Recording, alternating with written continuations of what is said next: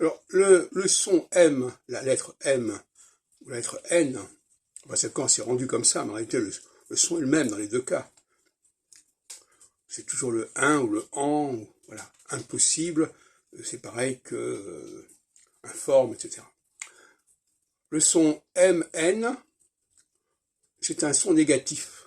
C'est pour ça que non, le no, c'est un négatif, niet, nein, et même en latin, non possum. La seule différence, c'est que en français, on dit non, et en espagnol, en italien, on dit no. Donc le N disparaît. Le deuxième N disparaît, en tout cas.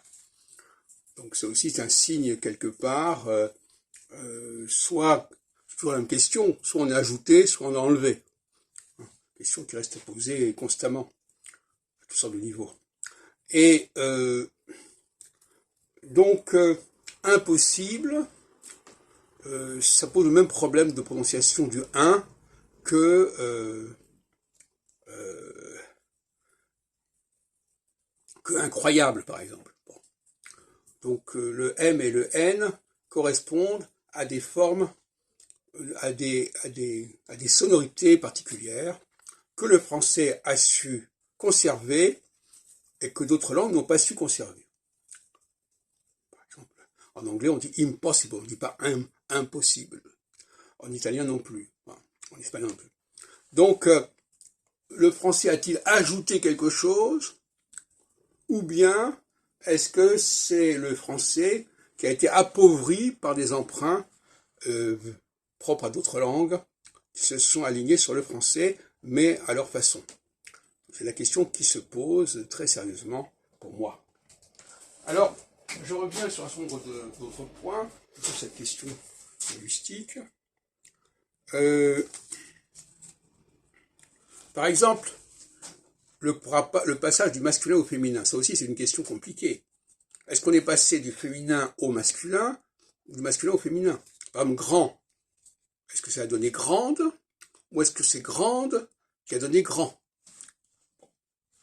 Question qui reste posée. Je ne sais pas si elle a été posée par certains linguistes, je ne connais pas toute la littérature dans ce domaine, mais j'en serais surpris. Visiblement, par exemple, si on prend bonne et bon, on voit que bon a gardé la sonorité en français spéciale du on, et que bonne, eh bien le on disparaît, et donc c'est pas simplement un ajout de quelque chose, c'est aussi la perte d'une certaine sonorité. Donc, est-ce qu'on est passé de bonne à bon, bon à bonne?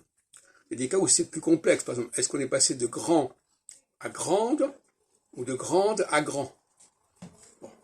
Est-ce que normalement on devrait dire, parce que si normalement au masculin c'est grand, au féminin ça devrait dire grande, bon, et pas grande.